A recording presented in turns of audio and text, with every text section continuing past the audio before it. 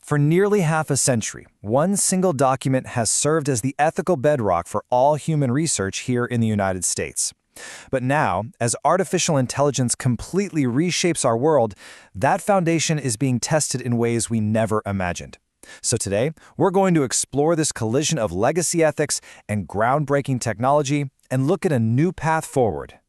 First, we'll look at the foundational Belmont Report.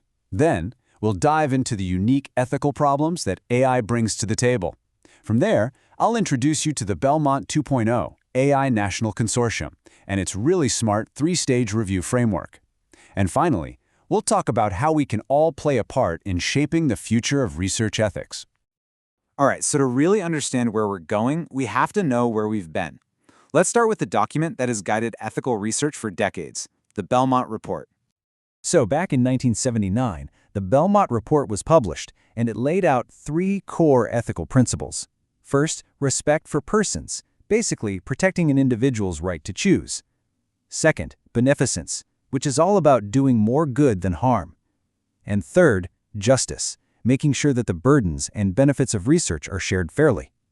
As you can see from sources like the National Institutes of Health and work by scholars like McCrity's, these three ideas became the gold standard for ethical research. And that brings us to the big question, doesn't it? The world today looks nothing like it did in 1979. The rise of AI, with its incredible scale, its complexity, its sheer unpredictability, well, it's introducing risks that the original authors of the Belmont Report just couldn't have foreseen. So here's the fundamental issue we're facing. It's not that those core principles from Belmont are wrong. They're not. It's that applying them to artificial intelligence is becoming incredibly difficult. Let's start with respect for persons. The whole idea behind informed consent was to tell people about the foreseeable risks. But with AI, the risks are often completely unforeseeable. Think about things like an algorithm's performance changing over time, or unexpected biases popping up. And what's more, data that's collected without specific consent can be used to train these massive AI systems, and the people whose data it is have absolutely no idea. Then there's beneficence, the promise to do no harm. Traditionally, that meant avoiding direct harm to a single person in a study. But AI changes the game. It introduces systemic risks that can affect entire populations through things like algorithmic bias. And when you're dealing with a black box model where even its creators can't explain its decisions, well, who's accountable when harm is done? It gets murky fast. And that systemic problem runs right into our third principle, justice. Justice was designed to protect vulnerable groups from being exploited. But think about it. If you train an AI on data that reflects our society's historical biases, the AI doesn't just copy those biases. It can amplify them and scale them up, leading to widespread discrimination in really critical areas like healthcare. This whole situation creates what's being called a regulatory inversion. It's a bit of a paradox. The AI research with the biggest potential to cause widespread systemic harm, like foundational models trained on huge data sets, often gets the least amount of ethical review. That's the gap we have to close. So how do we close it? Well, to address this exact ethical gap, a new initiative has been proposed. It's called Belmont 2.0 AI, and it's a national consortium designed to bring our approach to AI research ethics into the 21st century. And here it is. The name itself, Belmont 2.0 AI, tells you everything you need to know. It's meant to be a bridge, connecting the timeless principles of the original report to the complex realities of the algorithmic age.